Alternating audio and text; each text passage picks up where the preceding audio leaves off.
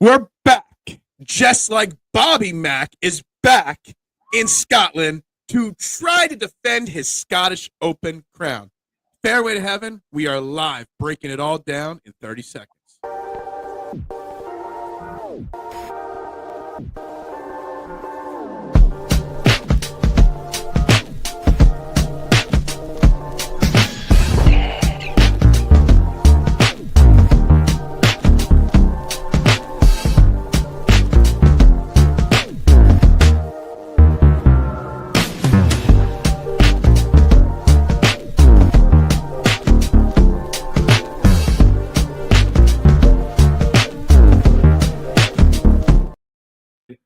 And a very good evening, everybody. Welcome to Fairway to Heaven right here on the STT Sports Network.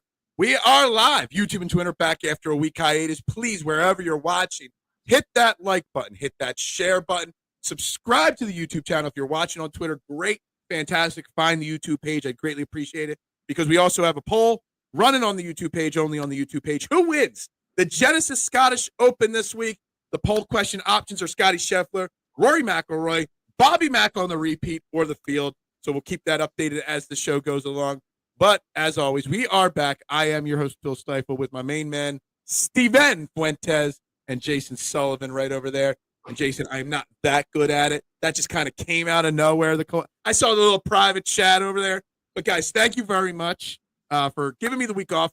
Last Tuesday, while the show would be going on, I was sitting on a beach in the Outer Banks watching my sister-in-law get proposed to. So I had to have a little family fun there instead and celebrate. We celebrated with about 100 raw oysters and some crab legs and some other stuff, some tuna. So we're back this week because if any week was to skip, last week and the last 2 weeks, the Detroit Open and the John Deere Classic, it's time to move away from the Midwest, guys, and move on to Scotland and to the UK and to the silly nannies over there. Steven, how you doing today, my man? What do you mean? What could have been more exciting than seeing my main man, Emiliano Grillo, in a playoff last week? Come on. What do you mean? Just so you know, if you're not first, you're last. Jason, how you doing today? Are you glad it's like me in the GPP last week. Dang it. First loser. Yeah, Steve almost got a GPP last week. I was proud of him. Almost only counts in horseshoes and hand grenades. You know, it's like Grillo. You know what's funny though is so the tournaments were obviously horrible. Probably the worst two fields we're going to see the entire year, right? But like they were about as good as they possibly could have been based on who was in the field. Like both weeks were pretty exciting, actually. Can I ask you a question, Jason? And Steven, you could tune in on this as well. On your bingo card, January 1st, when we were starting this season out, the century was about to happen. Did you have Brian Campbell, two-time winner on the PGA Tour this year, on your bingo card? I don't even think I knew who Brian Campbell was in January. I think I found out about him in Mexico. I think that was the first time I really saw him play. So no. Which, on a side note, I saw somebody share out next year's schedule, and the Mexico Open is not on next year. They might be doing away with the Mexico at Vedante Open the next year. Steven, I mean Brian Campbell. Is there a worse two-time winner on the PGA Tour ever than Brian Campbell? I mean, like I can't fathom it right now. I mean, I'm sure before our time there probably was, right? But I'll tell you what, now we have to see him for, what is it, like 3 years? He got the 2 year for winning, and then what does he get? Like an extra year for each tournament? So now we're stuck with him for 3 years, where we're going to probably have him down there in the 6K for the John Deere and Rocket Classic next year. Yeah, so funny you're saying that. I just looked. He's a two-time winner. What's his price this week? $6,500. He won twice in like the last 2 months, and he can't even get a 7K price. I mean, it's comical. Now he's on the Ryder Cup team. No, I'm just kidding. He better. Obviously, why not? Imagine. I mean, we make fun of Steven. We make fun of Steven for Emiliano Grillo coming up short again. But that shot that Brian Campbell hit into that first playoff hole, to get a 15-foot putt to put the pressure on Grillo, who smoked his shot over the green, then chunked his. Let's give Brian Campbell credit. I mean, when it mattered most, Brian Campbell hit a phenomenal shot to win him a golf tournament. And that's the clutch part, right? Where he earned it. He went out there. Yeah, there was multiple guys, who could have. This was Max Homa's for the taking, right? If we're talking about big name in this field, that was there for the taking. And you know, like you said, kudos to Campbell for going out there and he took it. It wasn't, you know, like he lost it and other people lost it. No, he took it, so he earned it. That's such a good point too. I think with, you know, we've seen so many guys recently. We saw Tommy, was that 2-3 weeks ago? We saw the playoff where I had Gracerman and Kirk as bets, and then Potgeier won. It's like we've seen so many guys choke in that big moment, and like that's to Campbell's credit. Yeah, you could say he won probably the 2 worst tournaments on the tour, but I mean he's clutch. He's made himself how much money because he's going to be in all elevated events. You know, he's got his card for how many years now. You know what? Give the guy credit. I mean, he's been off tour for what, 5 years before this year because of injuries or whatever it is. You know what? He might be a crappy golfer on the standard of the pro golf tour and all, but you know what? I give him credit for it. And, you know, if I wasn't on vacation, I probably would have watched a little bit more of it, but it is what it is. But you know what? We move off the Midwest. We get to Scotland for the Genesis Scottish Open this week. And before we break it down, I think there's something interesting. And we talk a lot about LIV Golf and the fracture and them coming together or not. Which, by on side note, there is the first time there's a LIV golfer in this event this week. You know, he's the first guy to leave LIV. I forget what his name is. He's on the DP Tour. That this will be the first time that a LIV golfer tees it up in a regular event. But we always talk about the fracture and how to bring it together. This co-sanctioned event between the DP World Tour and the PGA Tour came around 3-4 years ago. This will be the 4th year of this happening because of LIV. And the DP Tour and the PGA Tour were able to come to an agreement for an event like this. Why can't the LIV and the PGA Tour come to an agreement? If the DP and the PGA, you know, do you get what I'm getting at, Steven? Yeah, it's. I guess the only reason is money, right? That's the biggest thing that it's going to come down to. But we talk about another event where how great would it be if the LIV guys were here a week before another major to be able to get us even more hype for this final major and really like an exciting final stretch of golf for this season. Yeah, absolutely. Jason? Yeah, I think that's a good point. I think it's money. The DP World Tour could never compete with the PGA Tour. They knew that. So they co-sanction the event now. LIV can't really compete with them, but they think they can. And money-wise, they can surpass them. So it's all about money. It's because Steven's so right. It's like, what if you had this week had Bryson and Brooks and Rahm? Like, how much better would this event be? I mean, it'd be awesome. You know, I was trying to figure out. I was doing some research on some of the DP guys in the tour or in the tournament because, you know, we'll get into the field in a second with Scottie and his price and all. Like, I need some cheaper guys. I'm looking at these guys and I'm doing background checking. Some of these guys have a bunch of really good finishes this year on the DP Tour, but yet they're barely cracking the top 100, you know, in the official World Golf Ranking. So obviously, I don't know how the official golf rankings work, but obviously they get points for it being on a lesser tour in the DP World Tour. So everybody's coming together all across golf. There's Korean World Tour guys that have qualified for this event, you know, based off of their state. But the LIVs are still out there, just kind of, and nobody can just swallow their pride on any side and come to an agreement. And a week like this frustrates me even more, not because they're not in the field, but because you see leagues coming together for this event and not in other events. You see that it's possible, and that's what it's right there. And that's what pisses you off, right? It pisses me off. Yeah, it's right there. The blueprint, it's right there in front of you. There, you know, and they can't do it. It kind of annoys me. All right, we are at the Renaissance Club in Scotland for the Genesis Scottish Open this week.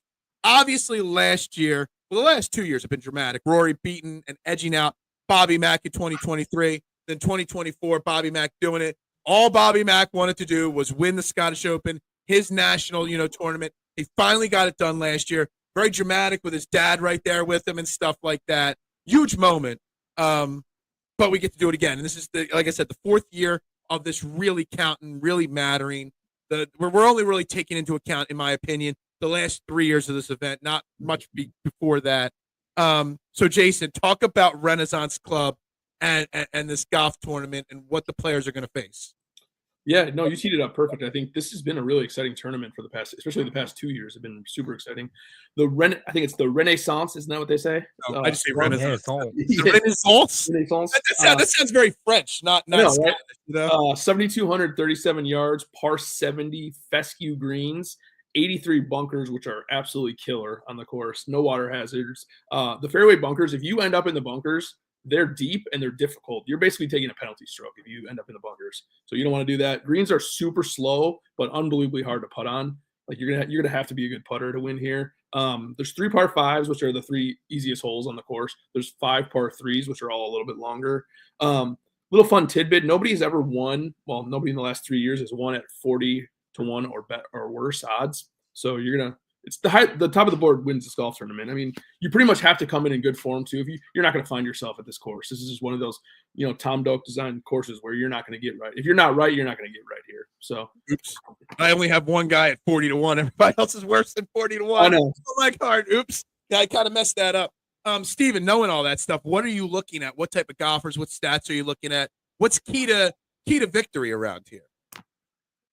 Yeah, Jason talked about those bunkers, and so longer hitters who can who can carry past those bunkers, because this is links.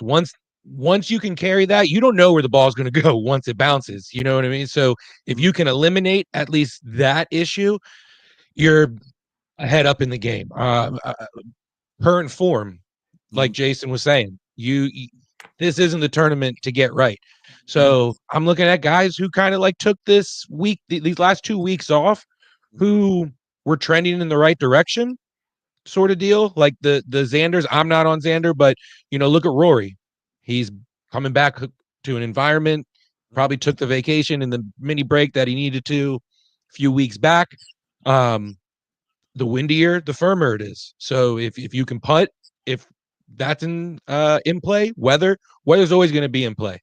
But and you can't a lot of people, yeah, and a lot of people don't consider this like a true link style because of weather or the water not really being in too much of a play. So, links experience in some sort of level is definitely a plus. That's a great point too. I think the weather, it's weather based. Right now the forecast looks like it's supposed to be like 75 and sunny, which is really weird for Scotland. Yeah, but birdie fest. It's all weather based. It's like if that's the case, you're going to see -20 as the winning score. The over under number right now is set at 20.5 as the winning score. Jeez, there we go. Yeah.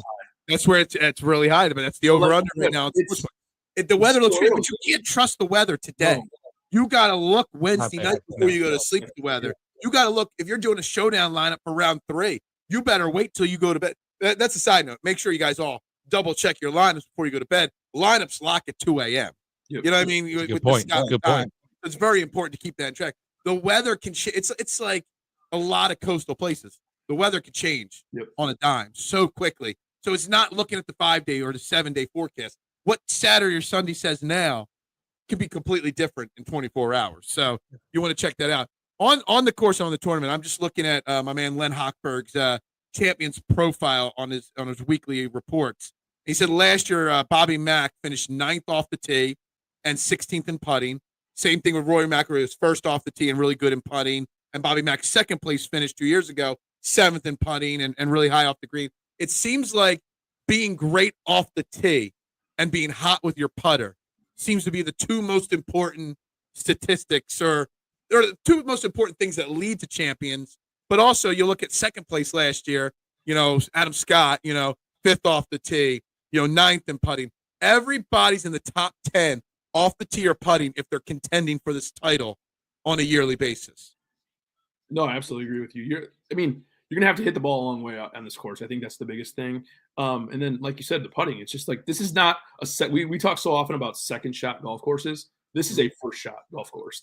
You have to be good off the tee. And I'm not necessarily saying like you have to bomb it off the tee, but like if you're these accurate guys, like we've seen Aaron Rye do well here, a couple other guys like that, like you got to hit tons of fairways if that's the key. So absolutely. All right. That's so probably why you've never seen somebody 40-1 or higher win this thing, Well, I bet you Aaron Rye was probably over it, but that was before it was a co-sanctioned event. Aaron Rye won the last non-sanctioned event, right? Yeah. So Did Aaron you guys Rye see was what Mayo said about the bunkers here? no. He said, so the greens and regulation is going to approach like 80% this week from the fairways. From the bunkers, it's 18%. So if you end up in the bunker, you're in big trouble. I mean, how many Hoy guards are even in the field? There's like 17 different Hoy guards, K1. So one of them might contend. How's your first comment on the show? Not a Bazoo Hoop comment. That's what I want to know. All right, let's take a look at the field this week. Obviously, the top of the board, there's 3 guys priced 10K and above.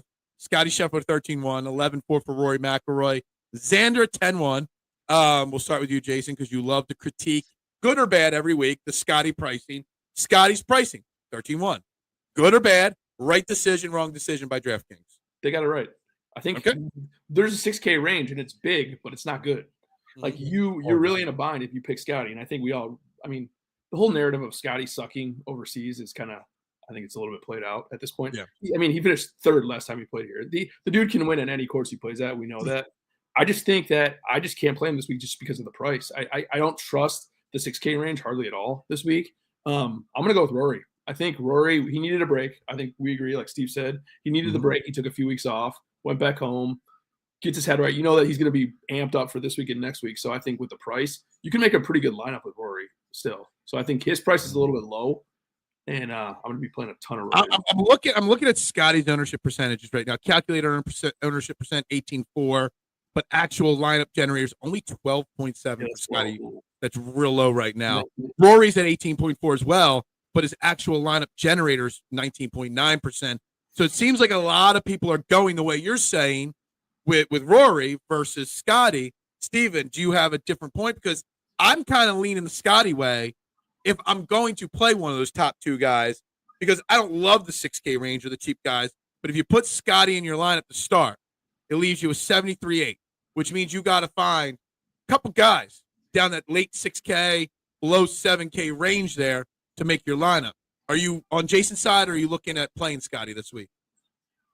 I can't play him at his price with the guys. I really don't like anybody who is 6,800 or below. Like the guys, and I'm like clawing at the bit to even go for those guys that we'll talk about later at 6,900. But I like Rory, but I also think that there's a good case to just fade this entire range and then build a better balance going, straight to, we'll talk in a second here, but Burns being at 9K, that the form he's in, you can easily, skip this range. And for Xander to not even have besides the Masters where he got a T8 or T7, he really hasn't had, he hasn't been top 10 or top 50. I don't believe. He hasn't contended and for him to be priced up here in the 10s, I would have been okay with Rory being like 10-9 even, or 11-5, and then having Fleetwood in there as a 10. But I would fade this whole entire range if you don't go Rory. We'll get to Fleetwood in a second because I want to spend a lot of time on Fleetwood here. But if you look at the ownership percentages right now on fantasynational.com, nobody on the calculated ownership or the actual lineup generator percentages are over 20% in the 9, 10, 11, 12K range. Nobody. You have to go all the way down to Matthew Fitzpatrick in 8,900 or 8,800, whatever he is, to find somebody with an over 20% projection. It's kind of crazy if you think about it. No, like everybody is spreading out the usage. Yeah, there's some guys at 18%, 17, 19, but right now no one's over 20% until you get to Matthew Fitzpatrick. Jason, do you think there's a reason for that? I think part of it's the pricing. I think they got Scottie right. I think Rory's too cheap, and I think Xander's too expensive, and I think Tommy's too expensive. So that I think there's like a weird spread out ownership because of that, and I think a lot of people are going to be thinking the same way of starting. Of course, you'd like to play Scottie, of course, but you're going to have to start a little bit lower. And I think the idea of getting Burns and Aber, Burns and Tommy, or like guys like that, I think that's more appealing to a lot of people because of the win equity. All right, so Tommy Ladd always lets you down. It always lets everybody down. Tommy Fleetwood, is the best golfer on tour to not win in the last 100 years. You know what I mean? Like the guy's whatever. He's priced up there at the top of the 9K range at 9,900. He's had so many disappointments this year and in his career in general. But if he's going to win an event, wouldn't like a Scottish Open type event, not a major, not the pressure of a major, but a major feel, right? He's over in the UK where he's originally. I don't know. Is he English? I don't even know where Tommy Fleetwood's from exactly. England, he's a UK guy. I don't know what part of the UK he's from. Anybody, I mean, he lets everybody down. And I'm not saying bet him, although Jason, you did say everybody wins at 40-1 or better, and Fleetwood's 22-1. So that would fit into that. You know, yeah, it's insane that he's 22-1 in this field. It really is. I look right, but he always will be. Right, I just looked him up. I was hoping to see 30-35-1. Then I was going to place an extra bet on him there. Do you have any inkling to play Tommy Fleetwood after the way he's been playing lately, Steven? To play him? Yeah. I think you absolutely. Like if you're gonna fade the whole entire 10K and above range, I have no problem. It's betting him that I have the issue with, right? You don't want to bet him to win. You always are going to have a top 10, top 20 sort of value with him, and he's going to make the cut. He's going to get you your birdies. It's that win that he punishes people, you know, that he lets you down. But playing him, I have no problem with playing him this week. I think he's the second guy in the lineup. Like, okay, so even if you pick a guy lower, like Burns, Aberg, I really like this week. I think like that. I still consider Tommy the second guy in those lineups, even though he's more expensive than them because I think they overpriced him. But I agree with Steve. You could play him in DraftKings, but in terms of betting him, and there's so many smart people that you hear that bet Tommy. He is the most gutless. We talk about Brian Campbell being like, you know, having like stones or whatever. Tommy is the most gutless loser on the PGA Tour. Honest to God, he's a stud golfer. He's a great golfer, but he is, to say gutless it gives him too much credit. He has no stones. No stones. Oh, wow. So damn, that is harsh. If you're considering if you're starting your lineup with him, you could start it as him as your most expensive guy, but like you got to think that somebody else in the 9Ks is going to win that because he's not. Gutless. Okay. All right. The rest of this 9K range, we got Colin Morikawa. You already mentioned Ludwig Oberg's name. You like him this week. Bobby Mack. Let's go right to Bobby Mack, though, for a second. Obviously, came up short in 23, won it last year. This is his event. He loves this event. What are the odds that Bobby Mack makes another deep run, is contending for another championship at the Scottish Open this year, Jason? It's good, I think. He's playing better than he was playing before leading into this tournament. He's doing the same things that Steve talked about, like a guy that can bomb it and can putt. Well, he bombs it and he putts. How is his ownership $800? Okay, it's $800 cheaper than Tommy, and they have almost the same ownership right now. Yeah. What? I don't understand that at all. I think that changes a little bit, but I mean, like, I'd play Bobby Mack over him any day, I think. I mean, he's obviously, we talked about the course history, but like he's hitting the ball really well right now, and dude can bomb it, and when he gets hot with the putter, he's the kind of guy that can gain 7-8 strokes on the greens, especially being from Scotland and these weird greens. I love that play. I mean, I can make a case that you don't even start your lineups with anybody higher priced than Bobby Mack at 9,100.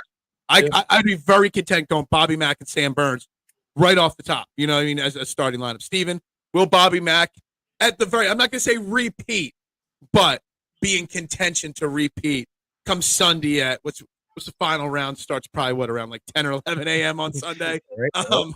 You know, will Bobby Mack repeat or be in contention to repeat on Sunday?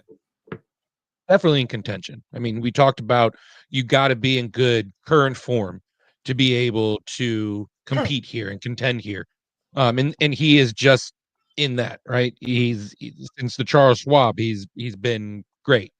So yeah, definitely. But I just put, if you wanted to start at Fleetwood and go my route, I mean, you could go Fleetwood and Bobby Mack, and you still got 7,700 to, you know, average to go with. So I mean, there's a case to just be let down by Tommy Ladd, right? It's why not? I'm a glutton for punishment sometimes, so he's the guy to go with. I'm not opposed to starting it with, you can do Burns and Bobby Mack. I mean, that's not a bad start. Yeah, I love that. I love that Burns Bobby Mack start right there. All right, obviously you mentioned a few other names, Jason. Really, really quickly, the other names in the 9K that you like and why? I like Aberg a lot. I think he's my favorite. Besides Bobby Mack's my favorite play in this range, but I think Aberg's my second favorite. Mhm. He's been hit and miss. He either wins pretty much or plays like crap. But like this is the kind of event where he plays well. Of course, that he can bomb it off the tee. I think I put it on Twitter yesterday. Like, dude bombs it off the tee. Isn't a great putter, but seems to putt well the harder the greens are. Like we see him putt well at majors. We see him putt well at the Masters when the greens are tough. It's just like it's hard to figure out. I heard Andy Lack's podcast yesterday. He was talking about how his course in college that he played on was very similar to these greens. It was a Tom Doak design course, very similar course layout to this course. So maybe that's why he's so comfortable on the tough greens. Steven, anything to add to the 9K before we bump to the 8? I like Victor Hovland. I was kind of shocked to see his name on the most tip No, I didn't even see chart that yet. that was released. Yeah, and because I thought his withdrawal was going to scare people with that neck injury, but I dug deep. I went to his Twitter, his social media account, and everything. He was having the time of his life this 4th of July. So I mean, when is he not at all? Right. I am not concerned at all about the neck injury. He's just that kind of creative golfer that you need for this sort of course. So elite approach game. He's been hot recently since that win. So I like Hovland in this range. I always wonder too on those kind of injuries where it's like, I started to play like crap. I'll just withdraw. My neck's hurting. Start this vacation early. Yeah. Why not, right? All right, 8K range starts at Corey Connors. Already mentioned his name, the highest owned projected guy right now, Matthew Fitzpatrick. I want to start with Adam Scott because just like I talked about with Tommy Fleetwood, all the disappointments, Adam Scott's kind of having this resurgence and, trying to contend. He wants to win a big event again. It's not a major. It's not a signature event, but the Scottish Open has a lot of eyeballs on it. So to an extent, an important event. Adam Scott's had decent history here, been playing good this year. I kind of like Adam Scott a little bit this week. I know his ownership's a little high for his skill set. I think he's priced a little high also. But that's where that's where my eyes went to first in the 8K range. I found better options in the 8K, but that's where my eyes first went to. Steven, what do you think of this 8K range and where are you going to first? I think there's a lot of guys here in the 8K range. You can live here. In the 8K range. But I like going right to the bottom of it, to Mav McNeely. We talked about him in previous shows about how shocked we were about where his world ranking was. T16 in his debut at the Renaissance Club here last year. So, he's super consistent. He's a cut maker, 9 out of his last 10. And then just him being that low in the 8K range, I think allows you to have a lot of flexibility with the rest of your lineup. So that's where my eyes instantly went. He's good on coastal courses too. We see him a lot in California, so because that's where he's from. We get used to that, but like he kind of fits the coastal guy where he plays good on the coast, and he's been pretty good tee to green, like much better than usual, and he can putt. So I like that play too. Jason, what are you looking at? My favorite play in this range is I like McNeely a lot, but Ryan Fox is my favorite play in this range. This dude is good in the wind. Obviously, where's he from? England? Where's he from? Scotland? Somewhere over there. Yeah. Super long off the tee. He's actually his weakness used to be the putter. He's gained in his last 4 starts on the greens. So I like him a lot. He's one of those guys that like he's not the best putter in the world, but like he can spike. And we've seen him spike recently, and he's proven that finally he can win. So I think he's an extreme value at 8,500. I like that. I don't hate New Zealand. He's a Kiwi, mate. Oh yeah, he's a Kiwi. Yeah, that's right. Kiwi. Okay. I'm kind of shocked with Matthew Fitzpatrick being the highest projected guy right now in the field ownership wise. I don't think that'll hold at 27%, but say it did hold at 8,800. Matthew Fitzpatrick. Wouldn't it be smarter for DFS purposes to take $100 more and take Corey Connors, who's sub 10% projection owner right now? I mean, Corey Connors, he's got T10, T19, T61 the last 3 years here. So he's got good course history. He's a solid golfer, hits a lot of fairways, makes birdies, scores on the par fives. He does everything really well. And he plays well in big events. He's got the wrist injury, though. That's the biggest thing. I think people are scared. Yeah, he hurt his wrist at the U.S. Open. A lot of people got hurt at the U.S. Open. I think was it Burns that was playing with him? Somebody was playing with him, and they said they couldn't believe that he played as long as he did because his wrist was like really messed up. So he had a quote. I don't know if you guys saw the quote, but he had a quote that came out today that said, "I'm not quite 100%, but I'm hopeful I can make it through." That leaves me a little concerned. All right, so that takes him up. That answers my question. Why wouldn't you pivot $100 up to Corey Connors? I didn't see that quote.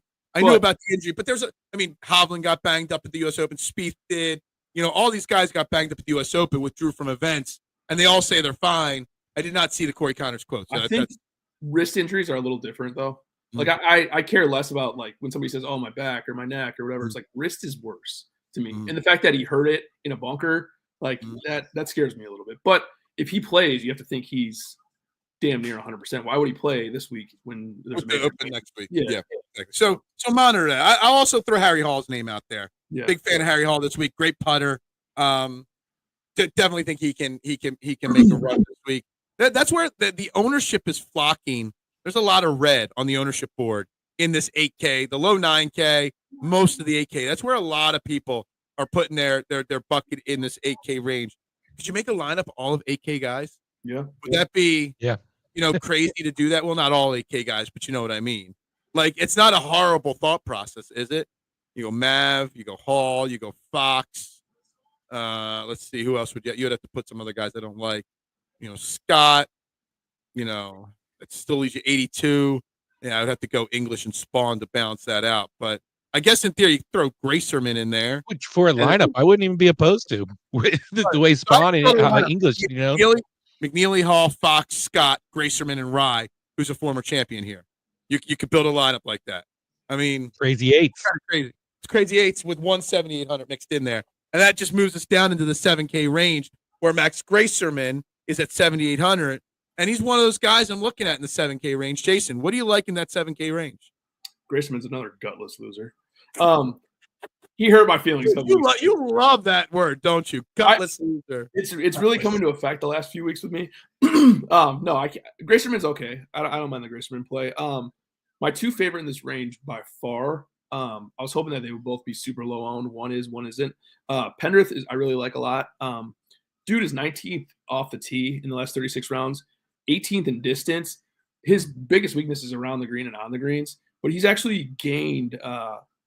Where's my notes? Sorry, lost my train of thought here. He actually gained around the greens in 5 of 6, and putting he's gained in 4 of 5. So he kind of fit. He used to fit the bill of like the bomber putter guy, and he kind of stopped being able to putt for a little while, but he's starting to heat up a little bit. So love Pendrith at 7,900. The other one's Siwoo, which he actually is low owned. He's showing at 5% right now. He's been awesome tee to green and around the green. He just sucks at putting. He's lost 3 in a row in putting. But before that, he gained 3 tournaments in a row in putting. So I'm hoping that he can putt okay this week, and I think he could be a pretty good sleeper in your lineups. Okay. Steven, where are you looking at here? I too like Gracerman. But I think that this, I don't like if you're going to go Scottie, this is the range at the very, you got to look at the guys at the bottom. So those are the guys who I'm going to talk about. One of them, you've been on him, Phil, in the past, Victor Perez, the Frenchman in the Renaissance, just feels, it sounds good, just not in Scottish, the Scottish one. We're confusing our Scottish and French accents. I know, it just that's the way I feel like it's supposed to be said. I can't wait till I break out my Spanglish or my Russian accent. They sound exactly like everything else. It would have been great if you had started the show with some bagpipes on. I would have lost my mind if you just whipped out, just pulled them over your back and just went to town. The episode of Friends. You did the opening song, with bagpipes, the theme song for it would have been great. Remember that Friends episode when Ross was playing the bagpipes? That's what I picture. Like, but Perez, he's won. I did a little research on him. He's won on a links at the 2019 Alfred Dunhill Links Championship. So he's got the experience here that we've talked about, and he's a solid iron player. And he's finished top 22 or better 5 times this year. So I like him, especially at that lower value in the 7K. I'm gonna dive deep here for 2 7K guys that are DP guys that you can take a look at. I'm not sure what. I know one of them. Who? Marco Pengay. No, he's not on my list. Oh, okay. All right, so you can get who is that now? Oh, go ahead. You go ahead. All right, I'll give you these two names. We'll see if I pronounce them right. Hao Tong Lee, 7,100. Lee, he's up to 107th in the world golf rankings. Hasn't missed a cut in his last 14 starts. He's got a win, a second place, and 2 fourths recently. Actually, his last missed cut was in September. He's made the cut all 3 years that he's played this. Were the best last year, top 21. So Hao Tong Lee He used to be a PGA Tour guy. he might be all the time in DraftKings. Okay, he's over there. Read Len's article. Yeah. I've always read. I think there was a picture of Hao Tong, right? In the he was, yeah. And then I didn't need a Len's article for this one because every year when we come for Scottish and the Open Championship, the first thing I look at is where's Michael Jordan? I mean Matthew Jordan on the board, and Matthew Jordan is another guy playing this for third or fourth year in a row. Really good golfer on the DP Tour. Not a guy that could contend, but a guy at 7K that you could definitely take a look at. 3 made cuts for him. Yeah, exactly. So Matthew Jordan at 7. And by the way, Len's articles are great because they make you look at things that you wouldn't look at before. Yeah. Lee's ownership percentage is projected at 2.5. Matthew Jordan, 2.1. Just so you know. You could go with there's some guys, from the PGA Tour that are getting much higher ownership percentages in this lower range here. 2% is the way you want to look, right? Yeah, absolutely. Yeah. All right. So you hate the 6K range. Oh no, Jason. Who was the other guy you mentioned? Yeah, Marco. I think it's Pinay. I don't know how to say it. What's his price? I can look it up. He's 7,000. He's from England.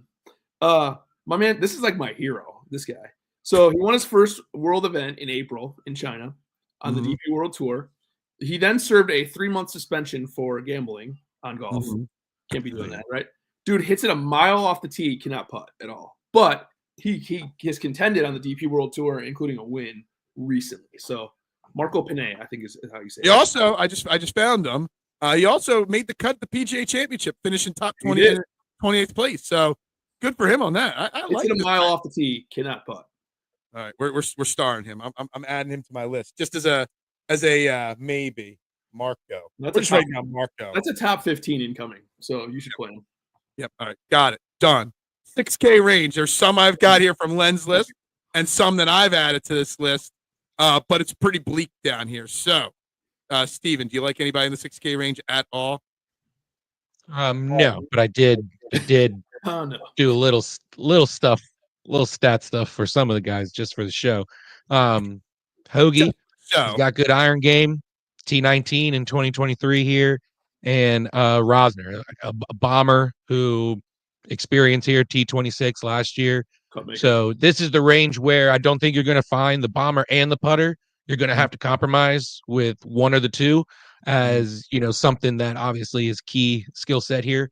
But those two are two guys to look at in the 6K range. Rosner has made 8 cuts in a row, I believe, also. So yeah, cut maker, very limited upside, but cut maker. Jason, what are you looking at in this range here? I don't like anybody in this range. I will not play a single person under 7K this week.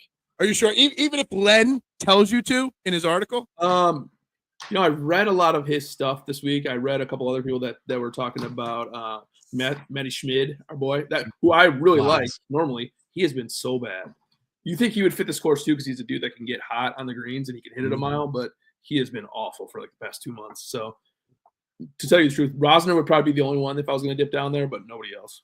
According to Len. So again, this I don't get the 6K information from anybody but Len, and he's normally right on this stuff. You got Christopher Wrighton. He's 171 to win. He's won this year on the tour. Couple runners up on the DP Tour. That is Martin Couvra. I don't know if I'm saying that one. He's a Frenchman, so Couvra. Won on the DP Tour for the first time this year. Close to a win at the Italian Open. And then another, I'm guessing this is a French name, Frederic Lacroix, 6,400, 7-11, or made cuts in 7-11 events this week. Good drink. He even qualified at the U.S. Open, but missed the cut. But yeah. Lacroix. I'm just looking at these French names. Lacroix. I don't mind Bridgman. Bridgman's kind of. They're fun to say. Yeah, I don't mind Bridgman if I was going to pick somebody in this range. Okay, yeah, putter. Can get hot with the putter, yeah. Yeah. Yep. I started a few other names. Roman Langescu putter as well. He hits the ball a mile too, doesn't he? Yeah, hits the ball a ton, scores well on par fives, and putts the ball really, really well. I'm just looking to see if anybody in this range finished high in my model. Celinda finished pretty high in my model for a guy at 6,600.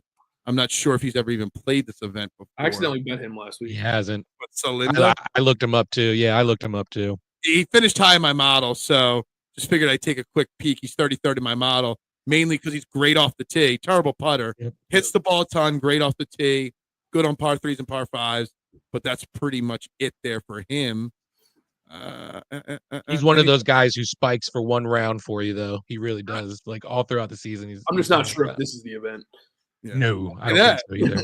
We got 2 top 10 putters on tour this year in the low 6K range.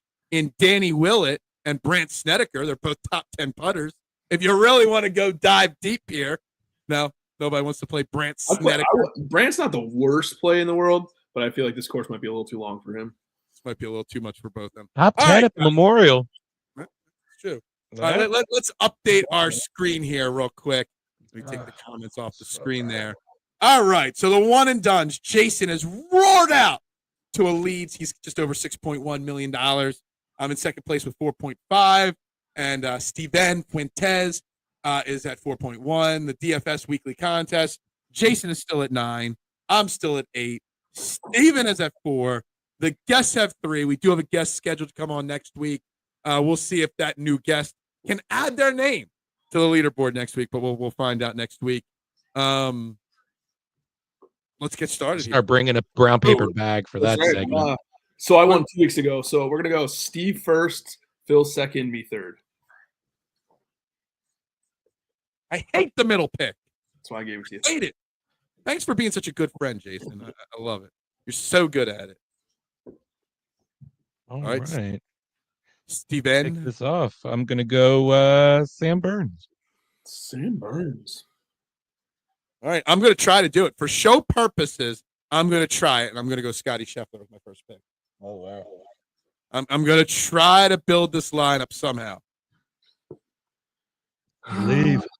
All right, I'm going to go Aberg, and I'm going to go Bobby Mack. Aberg and Bobby Mack. Don't overthink it. Yeah. All right, we're going to put money where your mouth is. And I'm going to go Mr. Marco Polo. Marco? Penge? Yeah, I'm not sure how to say his name yet. I've been looking at it. Peigne? Peigne? That sounds too French, Peigne. English people don't have classy voices. English people would say Pengi or something like that. Not that. No? All right, we'll go with Peigne. Marco. All right, I'm going to go. Shoot, who did I just pick? Mav, McNeely, and Victor Perez. I've been on Perez for so many weeks in a row, and I'm not this week, and I'm not sure why. You have. Yeah. All right, we're going to go with Len's pick here for my next one. We're going to try to build this out. Hao Tong Lee. Hao Tong Lee with my third pick. And I'm all right with that. I picked a 7 and a 71, and I'm up to 7,600 now in this Scottie Scheffler lineup. So, all right, try my best. I'm gonna go Ryan Fox, and then Jake Knapp. The Napster, wasn't he in contention for a little while last week? He was. Oh yeah, he finished top 10, didn't he? I think he actually finished 11th.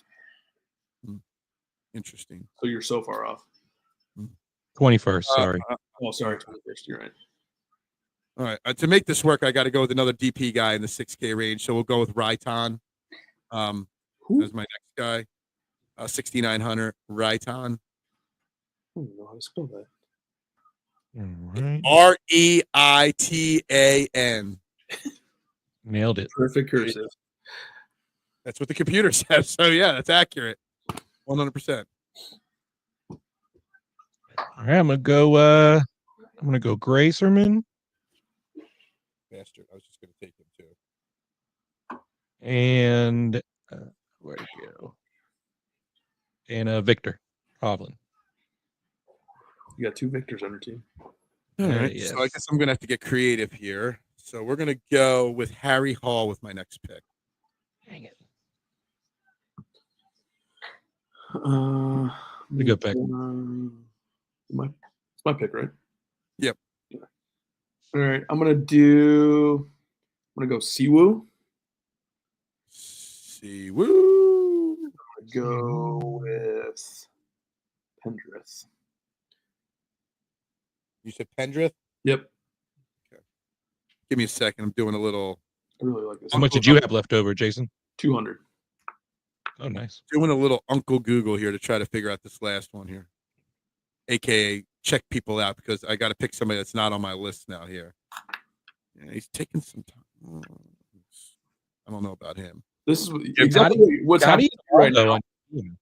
Exactly what's happening to you right now is why I can't play Scottie this week. Yeah, I'm trying to make it work. I know. All right, so we're gonna go with Mateo here with my last pick.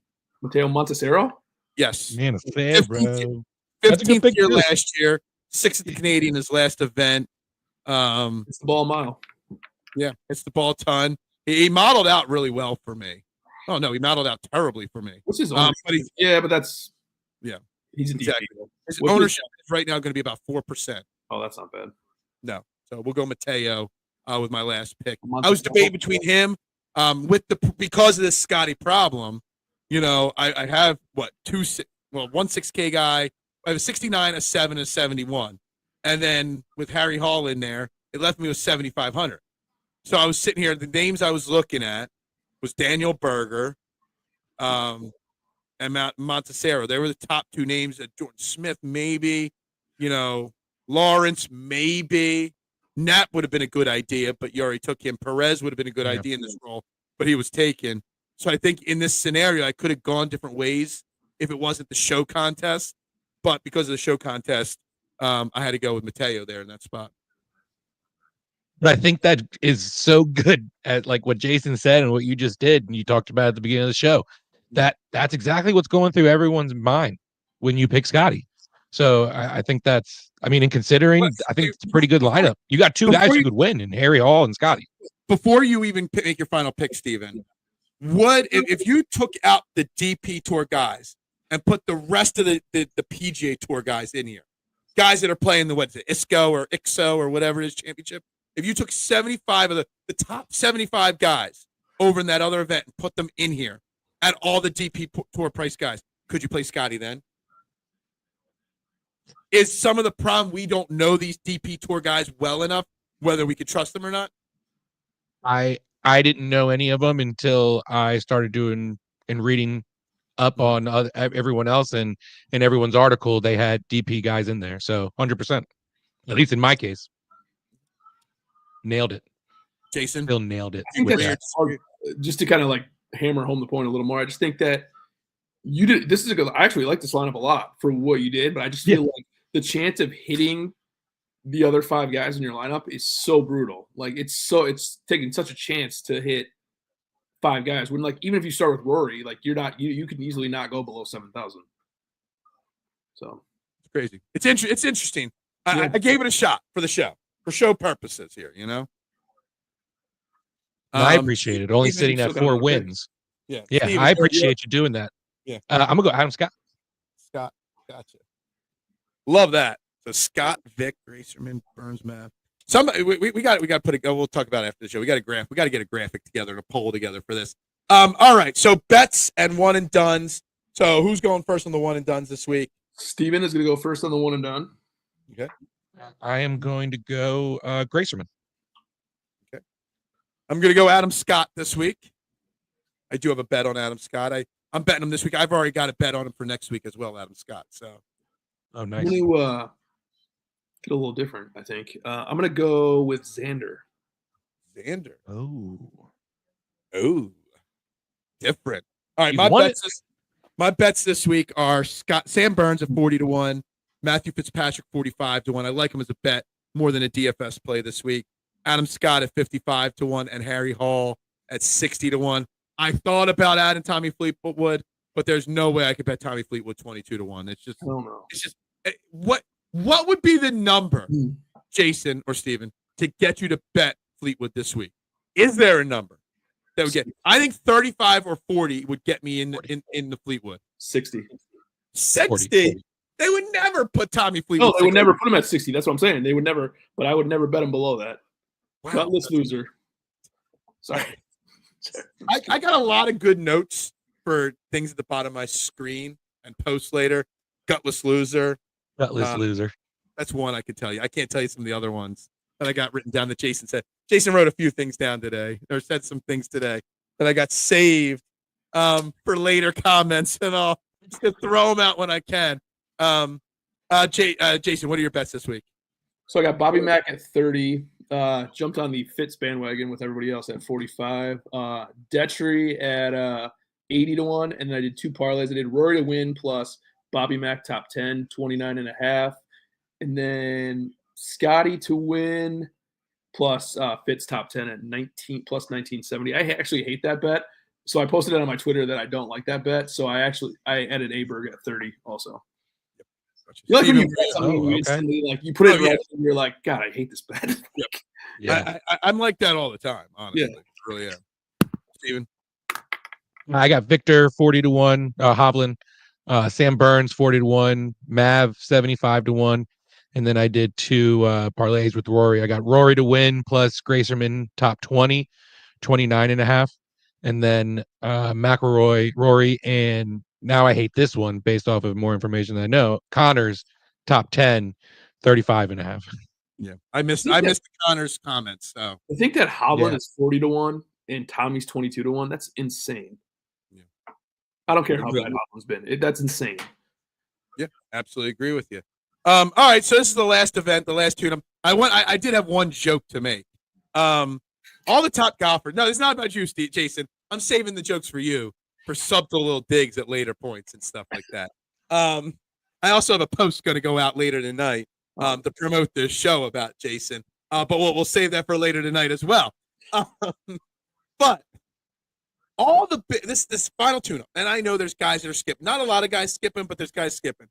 We have talked about all year long how Ben Griffin has played in every tournament, and why of all tournaments did he choose this week, the week before a major? Like, I looked for Ben Griffin in the lineups. I looked from the DraftKings board. I had no idea Ben Griffin finally decided to take a week off. He's playing Portrush, I think, this week. He's over there practicing. Yeah, a lot of people are. It is weird. You know, we talk about Bobby Mack coming back to the scene of his big victory last year in the repeat.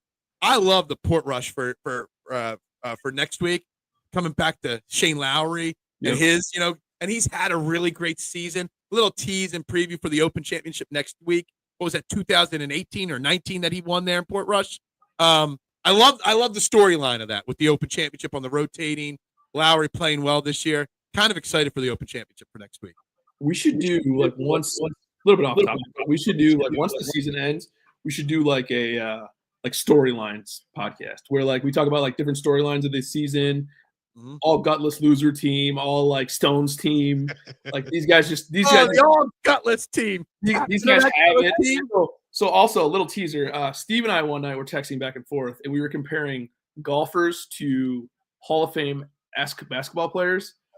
And we should I think we should put that list out maybe after the season's over and kind of talk about it. Like each guy has like I think the list is actually really good. I saved it on my phone that we were talking about it. We just went back. Wow, saved it. Yeah, we just went back and forth and said, okay, all right, this guy reminded me of LeBron. Okay, this guy's Jordan. Okay. Steven texted me the same thing because we can't have a group chat for some reason. We all text each other individually the same thing. Yeah. Oh, dang, I never even thought I hate group chats. All I asked was, Steven, what were you smoking that night? Because you were going deep down a rabbit hole that night completely. I was sitting on my couch. I didn't have my kid. I was sitting on my couch just like. I was on a roll. Yeah, dude, just cracking up. I'm like, what is happening right now? All right. Well, we'll start a group chat after the show. Yeah. All right. Anyway, guys, that's it for the show this week. This is Fairway to Heaven. Guys, if you haven't yet, please hit the like, the share, the subscribe. Follow all of us on social media. And, of course, we check all comments on replay. So if you have a comment, question, thought on this week's Scottish Open, please let us know. We will respond to them. But next week, we're back for the Open Championship. Royal Portrush, special guest, Detroit Drew, making his grand return to the show. Detroit Dave. Detroit Dave, and his name's Drew. Detroit Drew. whatever. Makes I it never, funnier. just another lackey from Detroit, that It's from I Detroit. Yeah. can't stand those Detroit people, But anyway, who's gutless and who's a gutless loser? Anybody from the city of Detroit. No, Wow. just kidding. Because Jax is from Detroit, so Very I true. that, guys, we're gonna wrap it up right there. Everybody have a great week. Don't forget to check your lines and get them locked before you go to bed on Wednesday. 2 a.m. lock time. Some people might just want to stay awake till 2 a.m. to make sure nobody withdraws their lineups. That's You always might want to do that. I do it every year. That's always Stay scary. I do it every guys. year for. Yep. We'll be back next week breaking down the Open Championship. Same time, same channel. So make sure you subscribe and follow along, guys. Everybody have a great week. Bubbles up.